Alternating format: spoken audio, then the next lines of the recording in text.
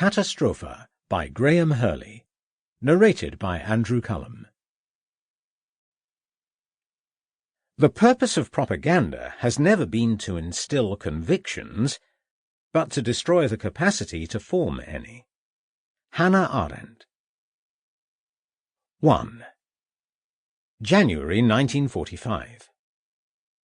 Just occasionally one of the guards would arrive under cover of darkness with a tiny morsel of rotten venison wrapped in newsprint. He was a Ukrainian, Boris.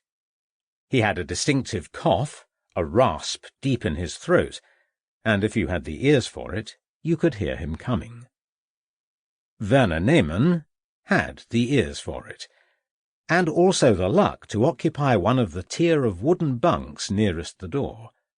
The cough, then the dry squeak of snow beneath the approaching boots. The Vori, the gangster Zeks who ran the hut, were playing cards beside the stove and never lifted their heads. They didn't have to. They knew that the offering was for them. Settlement for yesterday's use of the strangling towel on the hated ex-NKVD Zek, who'd complained about the tiny splinters of soap in the bathhouse once too often.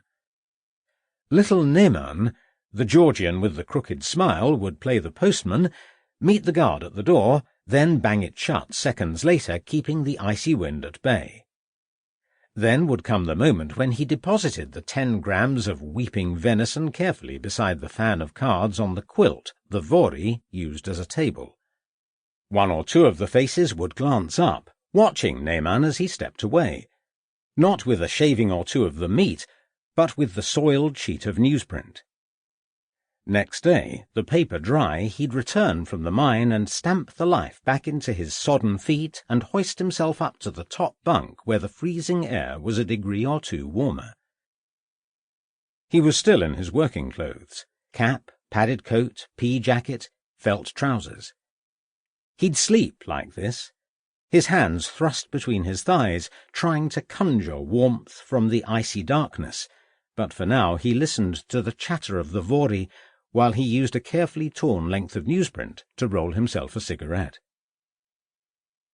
His fingers, swollen from hunger and hopelessly bent from a year and a half at the unforgiving end of a shovel, took a while to coax every last shred of tobacco into place. But then he lay back, the cigarette between his ruined fingers, enjoying the anticipation of the struck match, the tiny flower of flame, and then the harsh bite of the Makorka tobacco. Not just that. Sample complete. Ready to continue?